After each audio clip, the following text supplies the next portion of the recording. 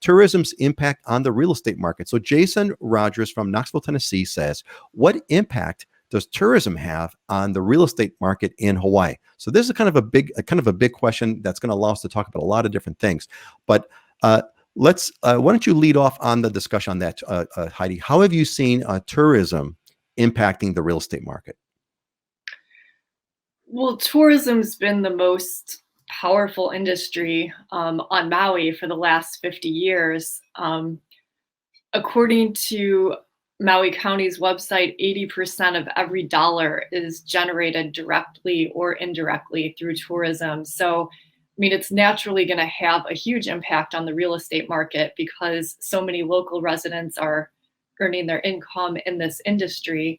I mean, it also brings a new influx of people daily who are introduced to the island. I mean, that's how a lot of us came here originally, as coming to Maui or Hawaii on vacation and falling in love with it and then moving here. So, I mean, it's naturally going to have a huge impact. Yeah, massive impact.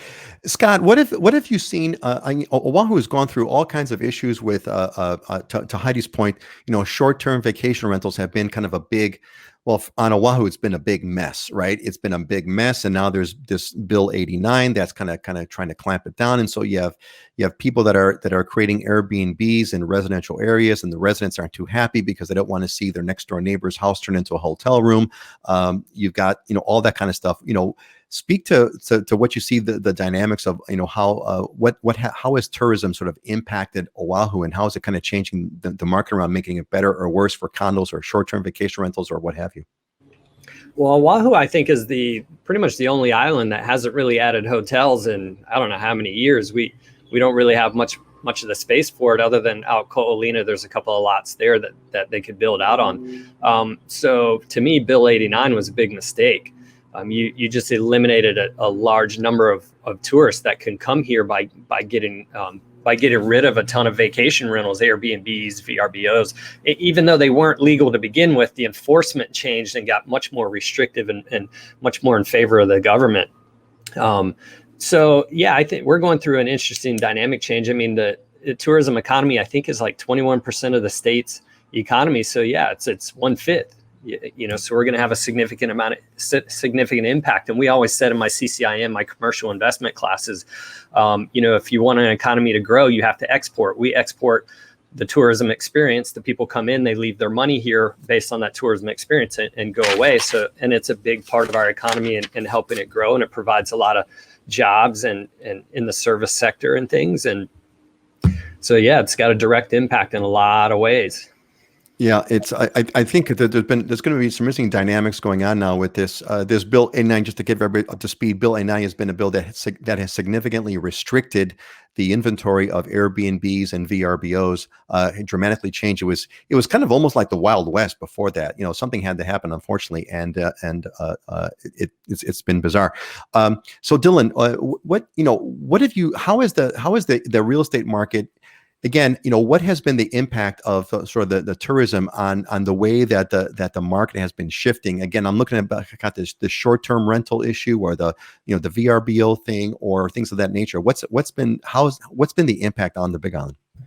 Well, there's clearly been a direct correlation, right? As soon as they opened the state back up in October, November for travel and tourism, the real estate market went insane, right? So, and we saw like the highest numbers of closings in the first quarter of this year. So tourism is the gateway drug to being addicted to becoming a resident of Hawaii, right? I mean, there's a direct correlation. I mean, you don't move to Hawaii unless you visited here once or twice or 25 times, right? It's kind of what Heidi said a little while ago. Exactly right. Yeah, exactly. I mean, and there's a whole different scale, right? There are other people who come one time and say, this is where I want to be, and then they make the move. And there's other people who come for 20 years and then say, it's always their dream to retire, and they plan that out and they work towards it and they make it happen at some point later on in life. But yeah, there's a direct impact. I mean, it's the way that you learn about the place and decide that that's where you want to be. So if with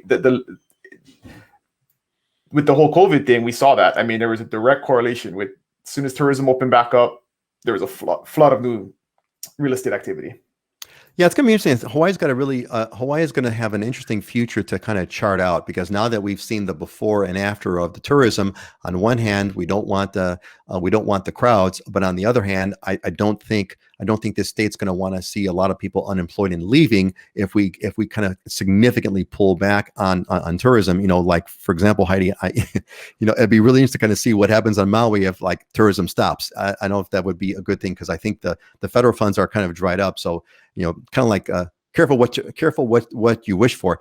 Jim's got a comment. Recovering from Tropical Storm Elsa, we got hit hard here in New York City. Yeah, New York City's got a lot of different economies. I mean, New York City also has the financial sector, etc. But certainly tourism was part of it. Auntie Joyce, that's exactly why we moved here. Had visited other islands for holidays, but after 4 years visiting Kailua Kona, we knew it was where we wanted to be. Yeah, exactly, Auntie Joyce. Great